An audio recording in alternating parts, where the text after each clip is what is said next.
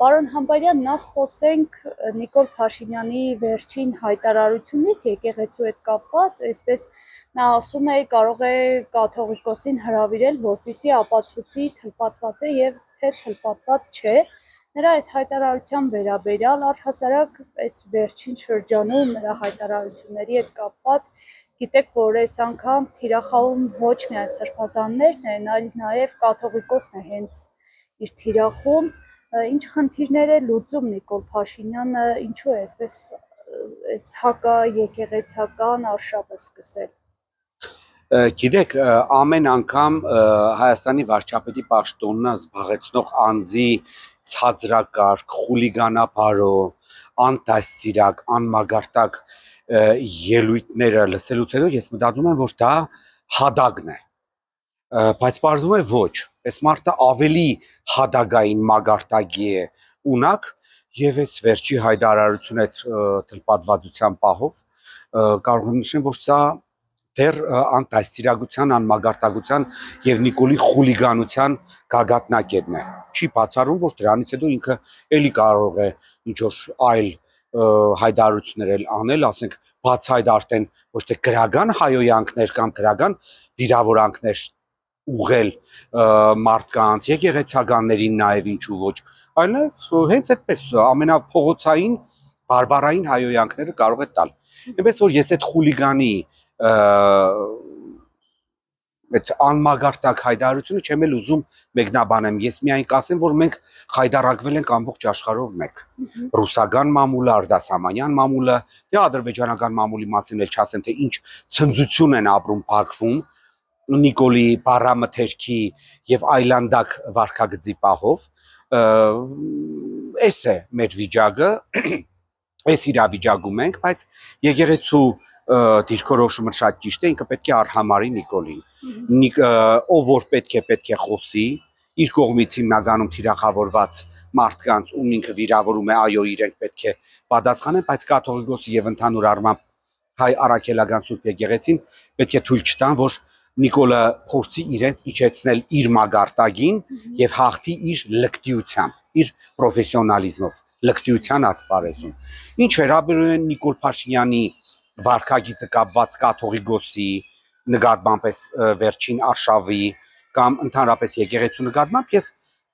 վերջերս ձեզ հարցազրույց տալուց նշեցի, որ Նիկոլ Փաշինյանը, ով իրեն հռչակում է որպես հայ առաքելական Սուրբ եկեղեցու հետևորդ, իրականում իմ կարծիքով, սա իմ սուբյեկտիվ կարծիքն է, ինքը հայ առաքելական Սուրբ եկեղեցու հետևորդ չէ։ Ինձ համար չի կարող հայ առաքելական Սուրբ եկեղեցու հետևորդը իր Facebook-յան էջի բազմաթիվ ուրեմն ունկնդիրներին առաջարկել, ասենք, լսել կյանքի խոսք աղանդի, այսպես կոչված հովիվ Վահե Պետրոսյանի քարոզները։ Ես կրկնել եմ, բազմիցս ասել եմ, հիմա կրկնում եմ, ես դրա վերաբերյալ բազմաթիվ ապացույցներ ունեմ, անձամբ ինքս եմ սկրին արել, երբ որ Նիկոլը այդ աղանդավորի քարոզները դնում էր իր էջին եւ գովազդում էր այդ աղանդավորին։ Երկրորդը, չի կարող հայ առաքելական Սուրբ եկեղեցու հետևորդը թույլ տալ, որ իր երեխաները անընդհատ, այսպես ասած, Երևան հայտնի աղանդավորների շրջապատում։ Դա վերաբերում է Նիկոլ Փաշինյանի երկու զավակներին, Շուշանին եւ Արփին։ Գիտեք, Շուշանը պարելով տեսանյութ ուներ հայտնի աղանդավորներից մեկի հետ, այն աղջիկն էլ նստած ինչ որ քարոզ էր լսում, երաժշտություն էր լսում կրկին այդ նույն կյանքի խոսք աղանդի ներկայացուցիչի հետ։ Կազմակերպության գլխավոր ասամբլեայում մեջբերում արեց Սուրբ Գրքից, որը բացարձակ չի համապատասխանում հայ առաքելական Սուրբ եկեղեցու կողմից Սուրբ Գրքի թարգմանությանը։ Իր մեջբերումը զետեղված է Եհովայի վկաներ կազմակերպության, ուրեմն թարգմանության մեջ։ Համացանցում դա արկա է։ Ես ընդամենը 3 օրինակ բերեցի։ Ինձ համար Նիկոլ Փաշինյանը աղանդավոր է, ինքը բողոքական, այսպես կոչված եկեղեցիներից մեկի երկրպագուն է եւ հայ առաքելական Սուրբ եկեղեցու նկատմամբ իր չարությունը մի քանի նպատակ ունի։ Առաջինը դա այն է, որ հայ առաքելական Սուրբ եկեղեցին միակ ազգայինը պահպանող ուրեմն կառույցն է, ինստիտուտն է, որը Նիկոլը դեռ չի քանդել։ Դա մեկ։ Նիկոլին անպայման պետք է քանդել հայ առաքելական Սուրբ եկեղեցին, որը իր ուրեմն կանոններով իր ընդունված ուրեմն այսպես ասած պատմության ընթացքում ընդունված այդ որոշումներով հագասում է Նիկոլի աղանդավորական բողոքական նպատակներին։ Նիկոլը փորձում է հայ առաքելական եկեղեցին քանդելով այդ եկեղեցու մեջ ներդնել նաև բողոքականություն, երբ որ ասենք նույն հայ առաքելական Սուրբ եկեղեցին, Հռոմի կաթոլիկ եկեղեցին, գիտեք, այդ եկեղեցիների ներքին կյանքին քաղաքացիական անձինք չեն խառնվում շատ դեպքերում եւ բոլոր հարցերը լուծվում են եպիսկոպոսած ժողովների կողմից։ Հիմա Նիկոլը փորձում է բապտիստների, ավետարանականների, ավետարանչականների, Եհովայի վկաների, ասենք նույն կյանքի խոսքի աղանդի ներկայացուցիչների կողմից ընդունված կանոնով բերել են կեղտ թեզերը, թե ասենք ինքը իրավունք ունի իր քիթը մտցնել եկեղեցու գործերի մեջ, այնինչ եւ մեր սահմանադրությամբ եւ եկեղեցու կանոններով որևիցե մեկը իրավունք չունի իր քիթը մտցնելու եկեղեցու ներքին գործերի մեջ, եթե այդ մեկը հոգևորական չէ։ Երկրորդը այն է, որ հայ առաքելական Սուրբ եկեղեցին միակ ինստիտուտն է Հայաստանի Հանրապետությունում, որը շարունակում է Արցախի անունը տալ, շարունակում է պահպանել Արցախի թեմը,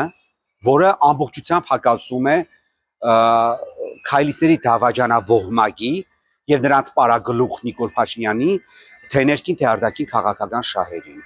Եվ երրորդը նշեմ, որ դա գալիս է նաև պատվեր Բաքվից հայ առաքելական Սուրբ եկեղեցու եւ նրա առաջնորդի թեմ ուրեմն արշավը եւ վերջին իրադարձությունները, եթե ուշադիր եղաք, սկսվեցին իրեն Կովկասի մամեդականների առաջնորդ թռչագած Ալլահ Շուքյուր Փաշազադեի հագա եկեղեցական եւ Գարեգին երկրորդի դեմ ուղված զրբարչական եւ խուլիգանական արտահայտություններից հետո պասերով խաղում են։ Այսինքն Նիկոլ Փաշինյանը հայ առաքելական եկեղեցու դեմ արշավ մղելով մի քանի ուրեմն օգուտ է փորձում քաղել եւ անձնական եւ պատվերներ կատարելով իր տերերից։ Պարոն Համբարյան, դուք երեք տեսանյութ եք հրապարակել ձեր սոցցանցի էջում, որտեղ տեսնում ենք խաչի վրա մեր սրբազանների նկարներն են վառում։ Ինչ եք ուսումնասիրել այդ տեսանյութում, այդ տեսանյութը ձեզ որտեղից է այսպես, դուք նշել եք, որ աղանդավորականներ են այդ տեսանյութը հրապարակողները, տարածողները, ինչ կասեք այդ տեսանյութի մասին։ Ես տեսանյութը վերցրել եմ Տուրանսկի Էքսպրես Telegram-յան ալիքից, մեկդաբանություններ որպես այդպեսին չկար, ինձ համար էլ է շատ զարմանալի, բայց ամեն դեպքում դա ամբողջությամբ տեղավորվում է հագահայկական, հագաեկեղեցական ուրեմն արշավի մեջ, որը մղում է Հայաստանի Հանրապետությունում Նիկոլ Փաշինյանը եւ այդ քաղաքականությունը պաշտպանվում է Նիկոլի երկու ավագ ուրեմն եղբայրների կողմից Իլհամ Ալիևի եւ Ռեջեփ Թայիփ Էրդողանի։ Եվ ես կրկին նշում եմ, որ դա պատահականություն չէր, որ Տուրանսկի Էքսպրեսն էր հենց տարածում այդ ուրեմն տեսանյութը։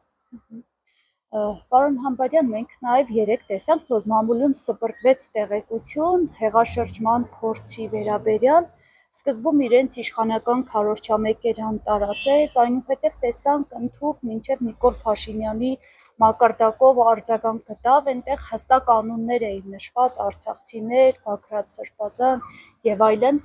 Այդ այսօր հաջորդեցին կոնկրետ գործողություններ, գիտեք, որ Սրբազանի կեցավայրն էին խուզարկում, արդեն ԱԱԾ են տանում Սրբազանին։ Նիկոլ Փաշինյանը ինչ արեց այս տեղեկությունը օրակարգ նետելով։ Նախ պետք է նշեմ, որ ես բացարձակ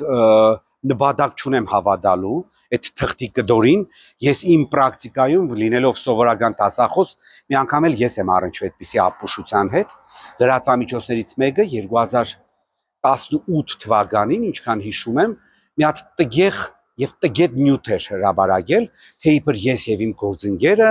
ինչ որ Շիրակի պետհամասարանի, չէ, Շիրակի պետհամասարանի ինչ որ աշխատակիցների հետ փորձում ենք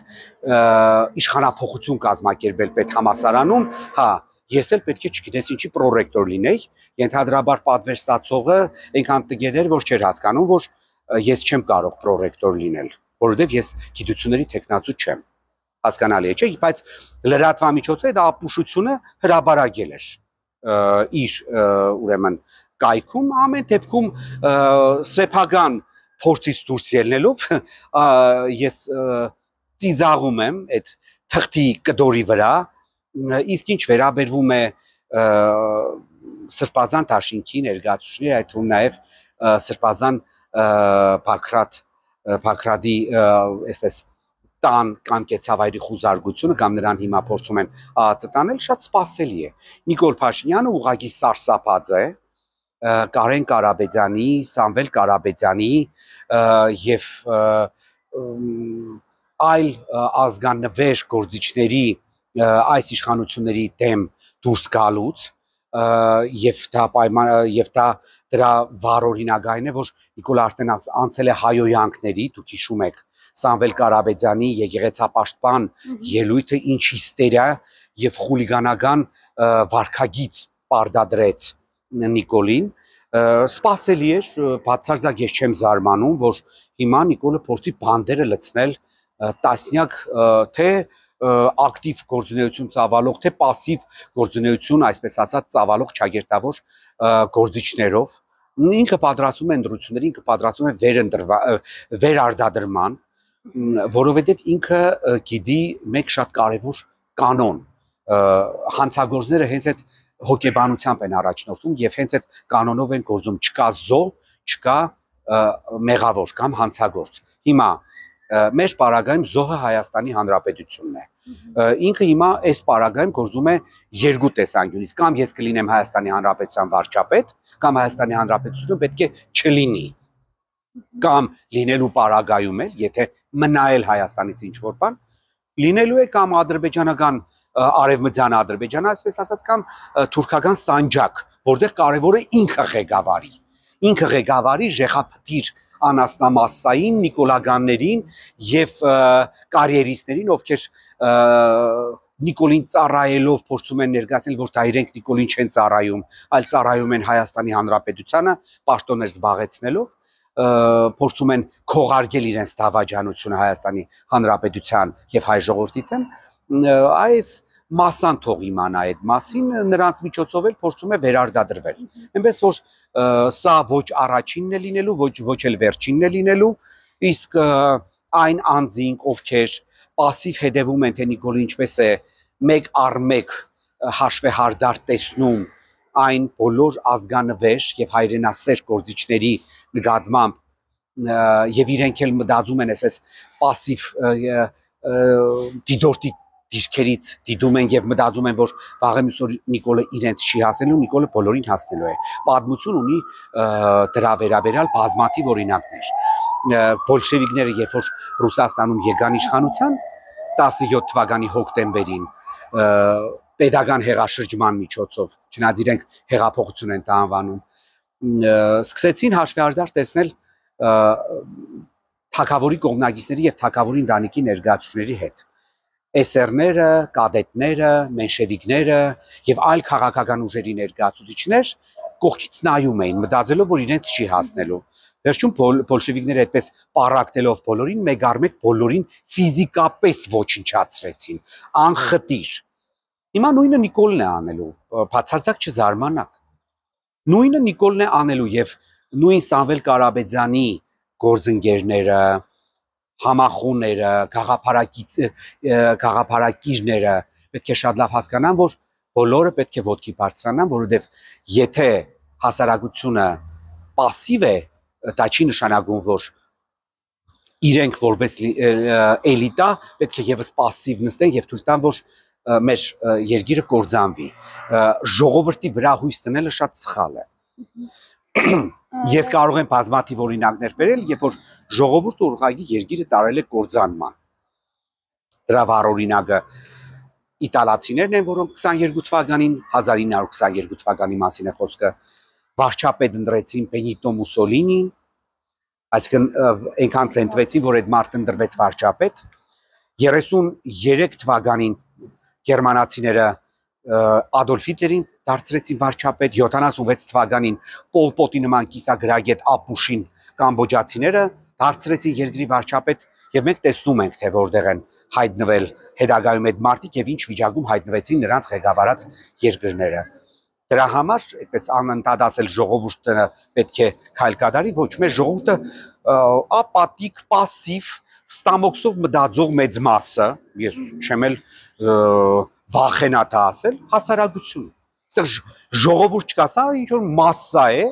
որը ապրում է օրվա խնդիրներով, անկրագետ մեծ մասը, պատմություն չիմացող, սեփական պատմությունը ուրացող մեծ մասը։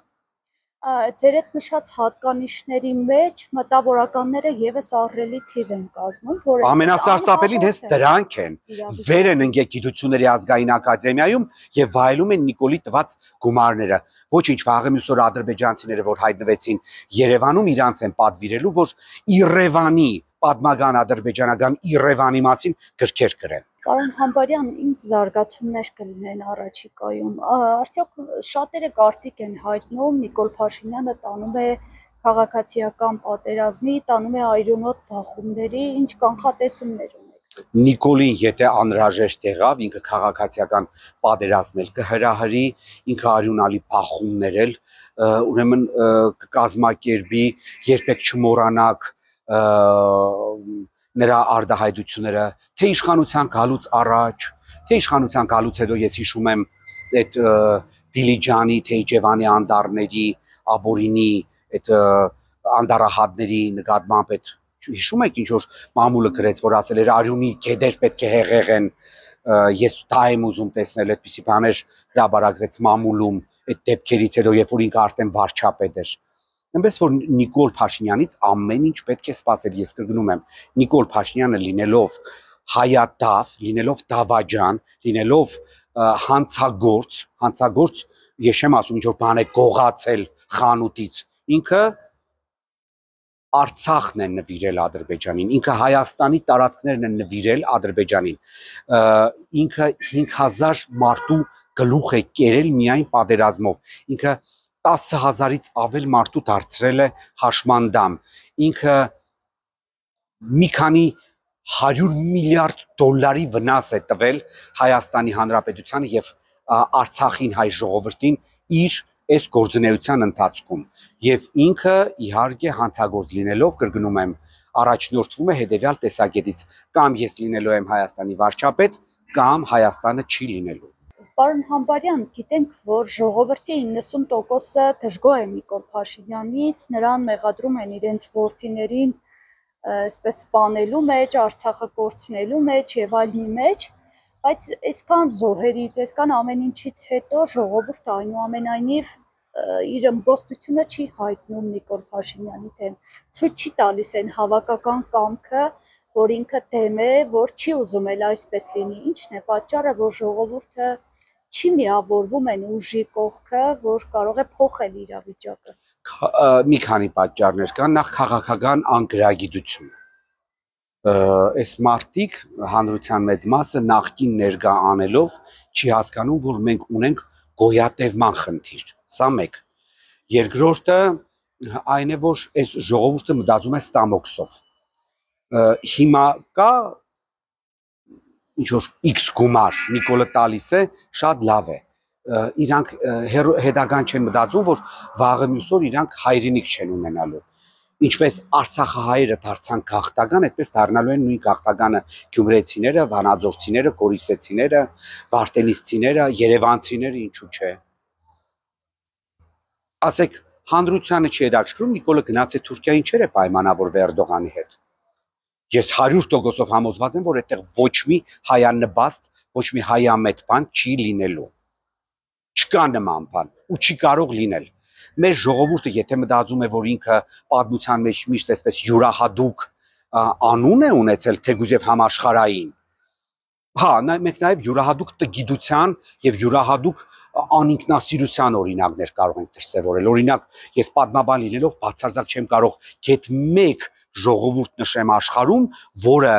երկիրը պարտության տարած մարդուն վերընտրի երկրի ղեկավար։ Դա արդարոց բան է։ Եվ հիմա գիտեք չէ, քաղաքագիտության դիսցիպլինան ուսումնասիրող մարդիկ դա պարտադիր նշում են, լսարաններում նշում են, որ այ գիտեք կա աշխարհում մեկ ժողովուրդ, եւ դա հայերն են։ Խնդրեմ, իմացեք։ Այսպիսի աբսուրդ, այսպիսի անտրամաբանական բաներ կա։ Ես էլի եմ կրկնում, ես կանխավ ձեր հարցը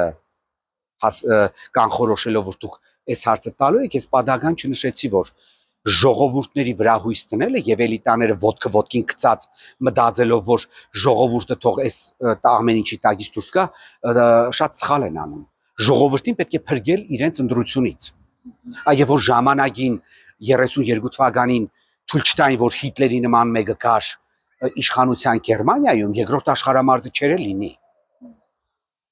Այ եթե 76 թվականին Կամբոջայի թագավորը թույլ չտար, որ Պոլ Պոտի նման կիսագրագետ, Նիկոլի նման կիսագրագետ էր։